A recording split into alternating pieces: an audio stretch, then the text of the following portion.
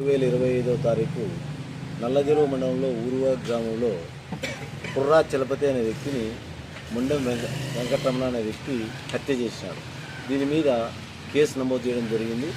దీని వెనుక మోటివ్ ఏమనగా ఈ యొక్క ముండెం వెంకటరమణ భార్యతో కుర్రా చలపతి అక్రమ సంబంధం ఉందని అనుమానంతో గత కొద్ది సంవత్సరాలుగా ఈ వెంకటరమణ భార్య అతనితో సపరేట్ అయిపోయింది. దాదాపు 5 సంవత్సరాల క్రితం వీళ్ళకి పరిచయం ఏర్పడింది చలపతికి వెంకటరమణ భార్యకు. ఆ ప్రాసెస్లోనే వెంకటరమణ భార్య వెంకటరమణ వదిలిపెట్టి సపరేట్గా ఉంటుంది. 3 సంవత్సరాల నుంచి వారు వేరువేరుగా ఉంటున్నారు.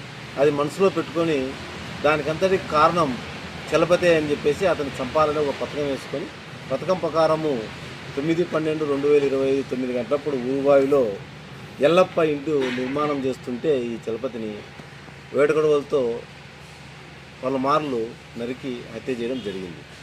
ఈ దినం రాబడిన సమాచారం మేరకు సిఐ నాగేంద్ర గారు, ఎస్ఐ మగ్గులు గారు NH-42లో petrol bunk HP petrol Dasaratha Ramaiah Naidu HP petrol ముందర రాబడిన సమాచారం మేరకు ఆ రమణాను అరెస్ట్ చేయడం జరిగింది.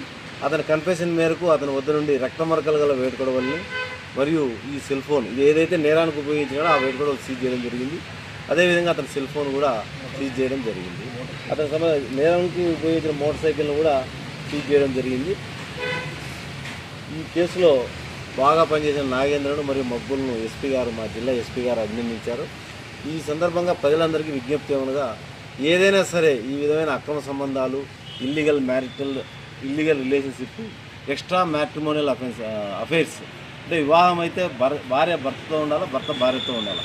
అంతేకాకుండా ఎవరైనా సరే ఏదైనా ఇటువంటి చట్ట వ్యతిరేక పనులు, చేయరాని పనులు చేస్తే ఆ పరిణామాలు చాలా ఇబ్బందికరంగా ఉంటాయి. వాళ్ళకు కూడా భవిష్యత్తు చాలా ఇబ్బందిగా ఉంటుంది.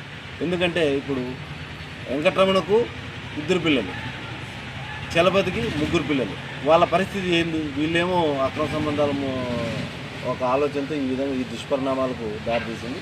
అదేవిధంగా ఇంకా కూడా ప్రజలకు విజ్ఞప్తి ఏమనగా ప్రతి సమస్యకు చట్టపరిధిలో పరిష్కారం ఉంది. ఈ విధంగా పోయి ఒకరినొకరు చంపుకోవడం, నరుకోవడం చేయరాదు. ఒక సమస్య ఉంది, దాని చట్టపరిధిలో పరిష్కారం ఎదుర్కొని ప్రశాంతంగా జీవించాలి. అంతేగాని ఈ విధంగా ఇల్లీగల్ యాక్టివిటీసు, అన్లాఫుల్ యాక్టివిటీసు పోకూడదని చెప్పేసి ప్రజలకు మరీ విజ్ఞప్తి చేస్తున్నాం.